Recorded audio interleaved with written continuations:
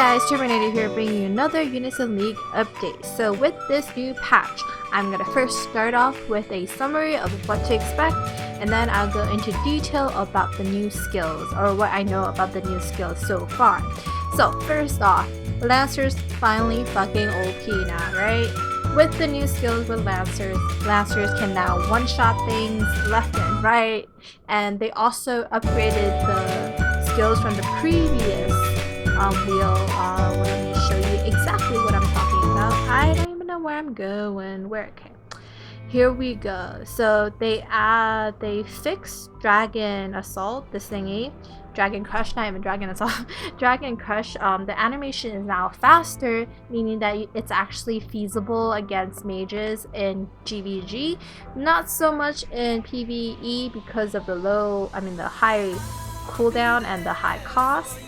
And then, but honestly, with this new wheel, who the fuck cares about this wheel, right? Seriously. But that's not the point. So Lancers are finally OP. For all you guys out there who stayed true to the Lancer path and didn't switch to soldiers or archers or mages, good for you, good for us. Are you fucking kidding me? The garbage truck. Bear with me. Next up. Are you fucking kidding? Next on the list is the archers. So archers were OP to begin with, but with this new patch they are even more OP because of their new skill dissonance. So it's a kind of like an anti-cheer. It makes charisma frontline very impossible, especially if I have an archer in frontline. So that's what we've been testing lately. Once we get some results, I'll show you right away. So archers still OP. Soldiers kind of got neutered in the PvP department because once again charisma is no longer really feasible because of the archer skill. So because of that, they can't really just charisma buff. Soldier frontlines can no longer just do charisma and then, cancel unison and then have their archers do unison. That's no longer a feasible strategy. So with this new patch comes a new meta with GVG, which I really love about this patch. That's the one thing that I absolutely love, and I don't think AT messed up in any way, though there is no balance whatsoever with this patch. It does create a new game in the way that GVG is played out. So that is always fun. Now to mages. Well, mages received quite a nice upgrade too. So mages can now be Crystal Assault. Yes, because of this skill called Fanatic Soul, which is kind of like EE, but instead of, getting more cost, you get crit. Right? Yeah. So because of this new skill, it's kind of like the Karen buff, but you don't run the risk of getting Reynud. So this makes them very feasible for Crystal Assault, and that's what we've been playing around. If you're in a competitive guild, you can just swap around your positions and see if having a mage and backline actually helps. Some of you might be saying, what the heck are you talking about, girl? Soldiers got skills that stack with defense and attack. Well, that is very true, but if you see here, they don't have any passives that increase their defense like they did here. So you see here, this is increased defensive armor by 12%, but they don't have anything on this last wheel, the Royal Protector. All they have is attack, increase the attack of whatever, swords, and then this universal defense. So this is something that all classes can get, so they don't really benefit from any subclass trait, any passive traits from their class. So that's why I say soldiers kind of got neutered in this new patch. But then again, soldiers are really hard to kill with Lancers unless you break them. Then they're like butter.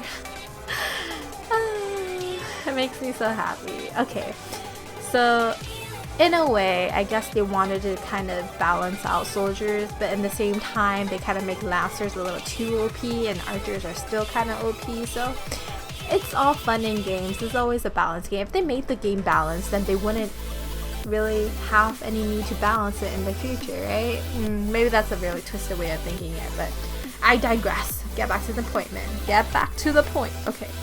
And Cleric I haven't played around with too much, nor have I really read into the skills, but so far I've seen that Heaven's Breath, the Great Blessing, is quite useful, though it only lasts for 15 seconds. It's kind of like a author buff, so I quite like it. It helps people survive in the front line. But if your cleric is running this, I think it's better to have 2 clerics on the front line personally, like 2 clerics, 2 soldiers, and an archer. That's kind of my ideal setup. But you know, you really work with what you have in your guild, you know? If you have a mage instead, you have more DPS, but you might not have that much sustain. So it's all up to you guys.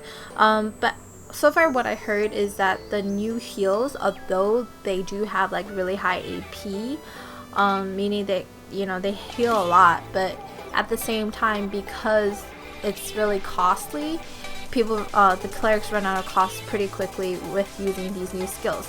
So with the old skills though, although they have lower AP, they're lower AP based, because you have procs for them, you can heal about the same. So it all depends on what you have. Though I've heard that cost recovery relics, they're quite helpful. The one from Colosseum, the little clock thing, that's pretty helpful for the new cleric meta, I guess. But obviously with these new rings, you can expect that A-Team is gonna milk the fuck out of whales with these new spawns, and that's what you see here, right? Along with this new ring comes the new spawn, and do I recommend it? No. Have I spawned? No. I am proud to say I have not spawned. So why I don't recommend it, it's because, think about it, this is the first set of weapons for this new ring, right? So logically speaking, being on the same wavelength as the people in A-Team, those milkers, they're gonna make more OP weapons as time progresses, so why not wait for that time? I know a lot of you, or not, maybe not a lot, the whales, if I have any whales, the whales among you, you guys want to be OP as soon as possible, and if you have money, go for it. You know, who am I to say that you shouldn't spend your money? But for those light spenders or moderate spenders, this is not really a good spawn to do, because there will be better weapons. And that reminds me of my negative commentary about this patch. If you remember, not even a month ago, we had this little thing called the friend spawn, where whales could basically spend like $300 to get a weapon of their choice that has Secret of the Blank XXL. So these were the most powerful weapons in the game at that time, which was less than a month ago. And now you're telling me that these fucking weapons are obsolete. Okay, maybe it's not true for all classes, but for Lancers, I feel like I got juked. I feel like I got switched and baited. They promoted an item and then they took away its usefulness within a month. I'm like, bro, come on. I really hope that they upgrade it, but I know that they won't. Like, they're not gonna upgrade Seeker of the Spirit and include the severe sting. I don't even know what their names are called. Why am I augmenting? No, stop. I can't read today apparently either. I hope they include severe sting and then the cross assault, but I don't think it's gonna happen. They're gonna make new weapons that proc these skills. And with that though, what else becomes obsolete? I think the ranked weapon becomes obsolete. Though for archers, if you're still in Crystal Assault, your weapons are still fine, because you're mainly still going to be using imaginary, lethal, and high circle snipe, I think. I don't even know. I never played an archer before in my life. So with now, I have to replace all like this weapon, or I might just use it for stats and just forget about the proc. But right now, XXL Physical Testament is the best option. So save for a Valk spawn, don't do this spawn. That is my recommendation.